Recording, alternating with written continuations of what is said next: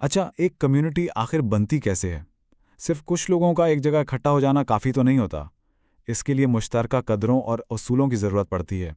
قرآن مجید ایک ایسا ہی blue print پیش کرتا ہے، ایک ایسی کمیونٹی کے لیے جو روحانیت اور انصاف دونوں پر کھڑی ہو۔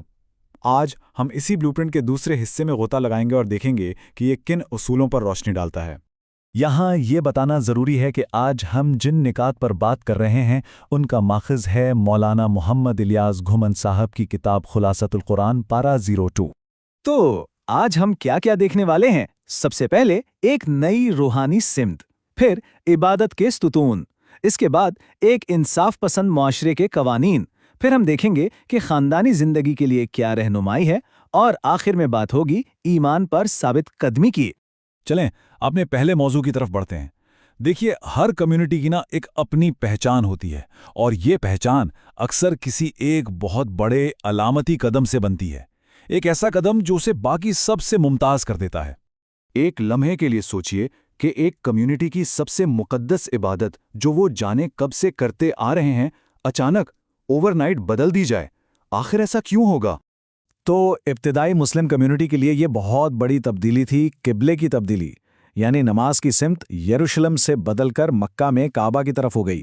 یہ صرف آپ سمجھیں سمت کی تبدیلی نہیں تھی، بلکہ ماخذ کے مطابق یہ ایک ایسا فیصلہ کن موڑ تھا جس نے اس نئی کمیونٹی کو ایک بالکل الگ، ایک منفرد روحانی پہچان دی۔ اور اس تبدیلی کے پیچھے جو اصول ہے وہ بہت گہرا ہے۔ قرآن کی آیت ہے، مشرق اور مغرب سب اللہ ہی کے ہیں۔ مطلب کیا ہوا؟ مطلب یہ کہ اصل چیز کوئی سمت یا جگہ نہیں ہے، بلکہ اللہ کے حکم کو ماننا اور ایک کمیونٹی کے طور پر متحد رہنا ہے۔ اچھا، تو جب ایک کمیونٹی کی سمت طے ہو گئی تو اگلا قدم کیا ہوگا؟ ظاہر ہے وہ طریقے جن سے اس کا اپنے رب سے تعلق مضبوط ہو۔ تو اب ہم بات کریں گے عبادت کے انہی ستونوں کی۔ ان میں سے سب سے پہلے آتا ہے حج، یعنی مکہ کی سالانہ زیارت۔ یہ ہر اس شخص پر فرض ہے جو وہاں جانے کی طاقت رکھتا ہے، اور اس میں کئی مقدس رسومات ادا کی جاتی ہیں۔ حج کی جو اہم رسومات ہیں ان میں شامل ہے، سب سے پہلے احرام باندھنا، یہ ایک خاص روحانی پاکیزگی کی حالت ہوتی ہے۔ پھر آتا ہے وقوف عرفہ، یعنی عرفات کے میدان میں ٹھہرنا، جسے حج کا دل کہا جاتا ہے۔ اور پھر طواف، یعنی کعبہ کے گرد چکر لگانا، اور صفا اور مروہ کی پہاڑیوں کے بیچ چلنا۔ عبادت کا ایک اور بہت اہم ستون ہے رمضان کے مہینے کے روزے، جو ایمان والوں پر فرض ہیں۔ رمضان میں دن اور رات کی عبادت کا ایک بڑا خوبصورت توازن ہے۔ دن کے وقت فجر سے مغرب تک کھانے پینے سے پرہیز، جو ایک طرح کا جسمانی ڈسپلن ہے، اور رات کے وقت نماز اور قرآن کی تلاوت بڑھ جاتی ہے، کیونکہ ماخذ ہمیں بتاتا ہے کہ قرآن اسی بابرکت مہینے میں اترا تھا۔ اسی سلسلے میں اعتکاف کا بھی ذکر ملتا ہے۔ یہ کیا ہے؟ یہ ایک طرح کی روحانی خلوت ہے مسجد میں، خاص طور پر رمضان کے آخری 10 دنوں میں۔ یہ عبادت کی ایک اور گہری شکل ہے۔ دیکھیں، عبادت صرف ایک ذاتی معاملہ نہیں ہے، یہ ایک انصاف پسند معاشرے کی بنیاد بھی بنتی ہے۔ تو چلیں اب ان قوانین اور اخلاقی اصولوں پر نظر ڈالتے ہیں جو ایک ایسے معاشرے کی تشکیل کرتے ہیں۔ ان میں ایک بہت اہم اصول ہے قصاص، یعنی جسٹ ریٹیلیشن۔ ماخذ یہ واضح کرتا ہے کہ اس کا مقصد بدلہ لینا ہرگز نہیں، بلکہ معاشرے میں انصاف کو یقینی بنانا اور سب سے بڑھ کر انسانی جان کی حفاظت کرنا ہے۔ اچھا، ایک صحت مند معاشرے کے لیے پاکیزگی بہت اہم ہے، جسمانی بھی اور روحانی بھی۔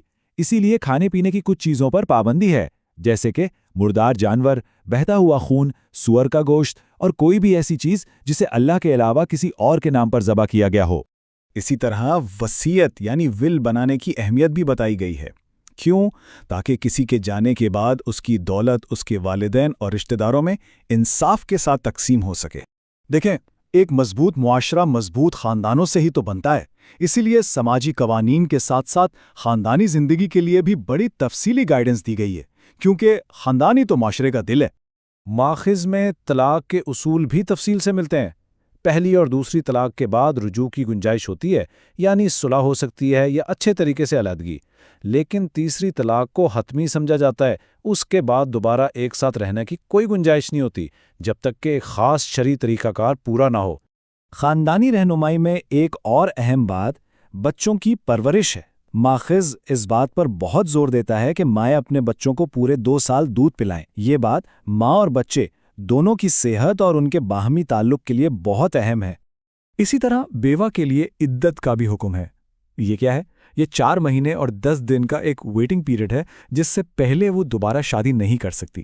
اور اب ہم آتے ہیں اپنے آخری موضوع پر، یعنی اس پورے نظام زندگی پر ثابت قدمی سے جمے رہنا۔